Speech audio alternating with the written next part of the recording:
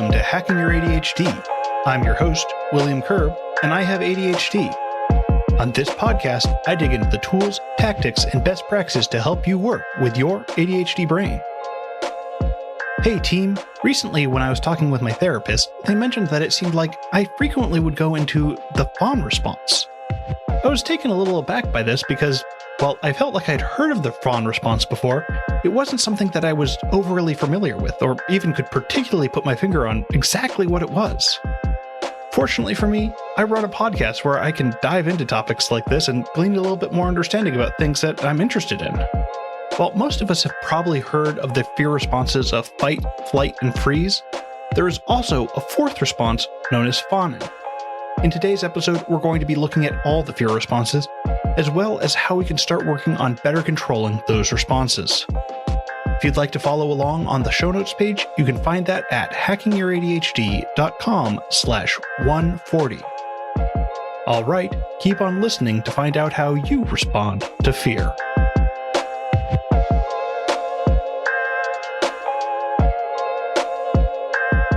Fight or flight? Do I engage or do I run away? What's the best way for me to protect myself? These stress responses are pretty well known, as well as the freeze response. When we are put into a stressful, frightening, or dangerous situation, our sympathetic nervous system engages to protect us before our logical brain can react. We fight when we believe we can overpower that threat. We're attacking the threat.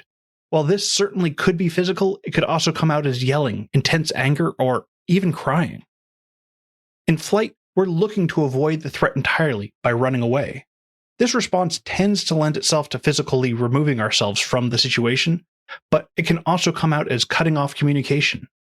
We'll often feel restless when we're in flight as our body has a surge of adrenaline to help us get moving.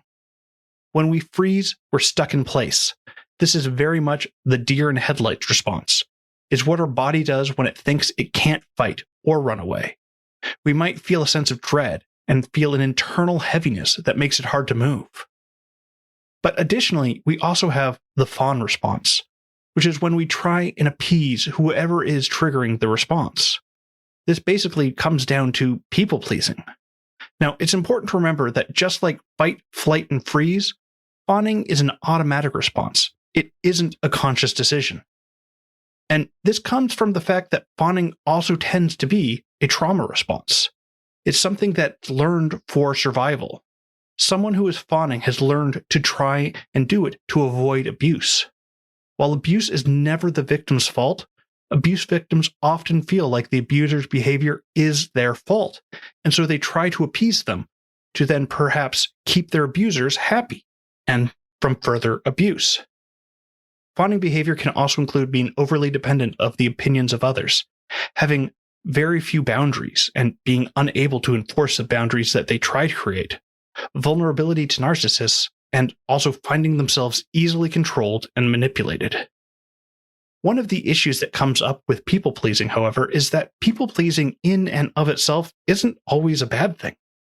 I want to do things that make my friends and family happy. I want to please them.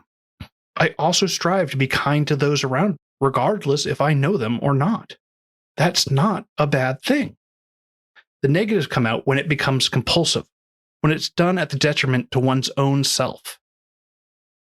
Now, I do feel that there is a difference between people-pleasing and fawning, because people-pleasing isn't always going to be a trauma response.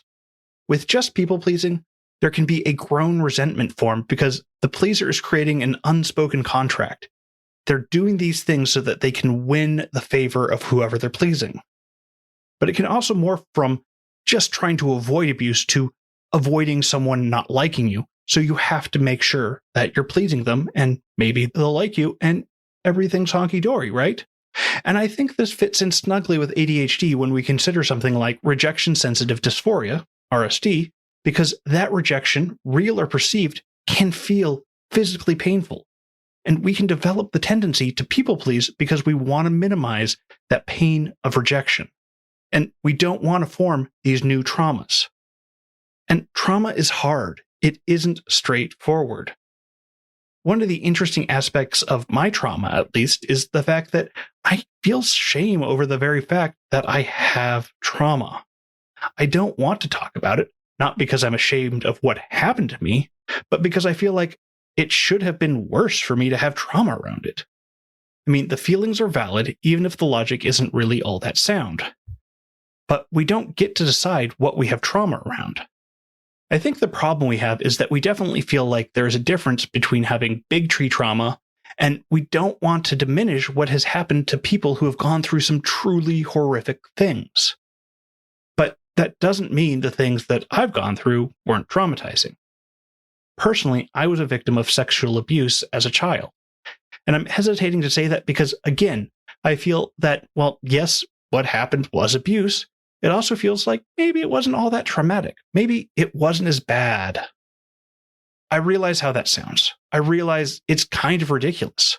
But I think it's important for us to all hear this because I feel like a lot of us downplay the trauma that's in our lives because, well, it could have been worse. But this isn't a contest to find out who had the most trauma in their lives. No one makes it through unscathed. And I want to relate what's going on with my experience because if someone else had told me they had trauma around any issue, it wouldn't matter what it was. That person would still need love and support. That person's trauma would still be valid. One of the hardest parts of dealing with these fear responses is our body is triggering them so quickly that we often aren't making the best decisions. Our brain is simply trying to do its best at the moment and doesn't have time to weigh all of the options. We might snap at someone when we're feeling stressed about something. We may freeze when we're trying to have a difficult conversation. And we may people please someone who is trying to take advantage of us. Since these are automatic reactions and aren't conscious choices, it can be difficult for us to change them. And often we do want to change our fear responses. My people-pleasing tendencies rarely serve me in the long run. But just because it's hard doesn't mean we can't do anything. So our first step is to work on identifying when our fear response is activating. What this boils down to is that we need to work on being mindful of our emotions. When we go into that fear response, we're letting our amygdala take over, and we're not thinking, we're just reacting. We need to slow down. It's also important to note here that fear is a healthy emotion. Whenever I see something about someone being fearless, I have to question how great that actually is. Fear is something that we experience to help protect ourselves. Going into every situation without fear is foolish at best. What we don't want, though, is for that fear to be controlling of our actions. Seeing that rattlesnake in our path, yeah, it's appropriate to feel some fear. But once we feel that emotion, we can decide how we want to handle it. And that's what we want to be able to focus on when we're having these feelings outside of obviously dangerous situations. When we can identify that we're going into these fear responses, we can then work on having a say in how we're responding. This means that we need to work on identifying when we're feeling these emotions, but this can also work best when we're identifying any emotions that we have. Often we're not thinking about how we're feeling, but the better we get at identifying the emotions we're having, the easier it'll be to tell when we're going into fear. So that's going to be our homework from this episode. Spending some time, a few times a day, trying to identify the emotions that we're feeling. Just finished a phone call? Well, how are you feeling? Just got off of work? How are you feeling? How about after lunch? How are you feeling? And I also want to emphasize here that this is really hard stuff. Don't expect yourself to get it right away. And also, if you have the means, this is also a place where working with a therapist can be really great.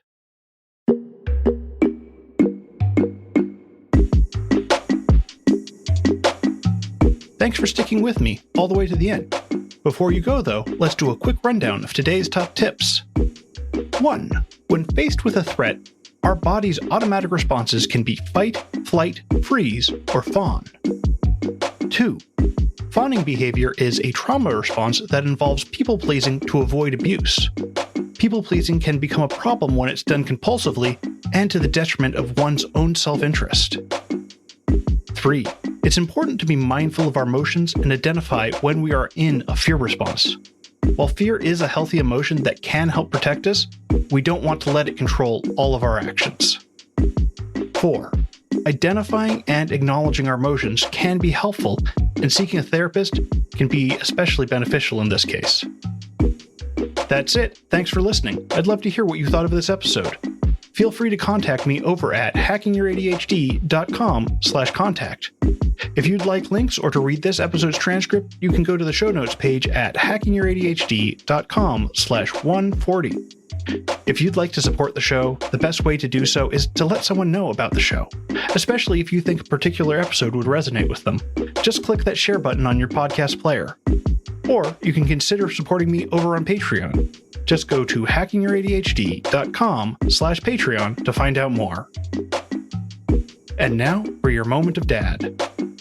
I was thinking of opening a yo-yo store, but the business is just too up and down for my liking.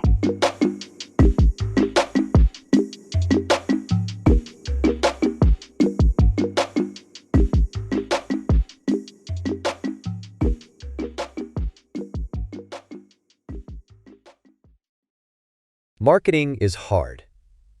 But I'll tell you a little secret. It doesn't have to be. Let me point something out. You're listening to a podcast right now, and it's great. You love the host. You seek it out and download it. You listen to it while driving, working out, cooking, even going to the bathroom. Podcasts are a pretty close companion. And this is a podcast ad. Did I get your attention? You can reach great listeners like yourself with podcast advertising from Libsyn Ads. Choose from hundreds of top podcasts offering host endorsements, or run a pre-produced ad like this one across thousands of shows to reach your target audience and their favorite podcasts with Libsyn Ads. Go to libsynads.com, that's LIBSYN, ads.com today.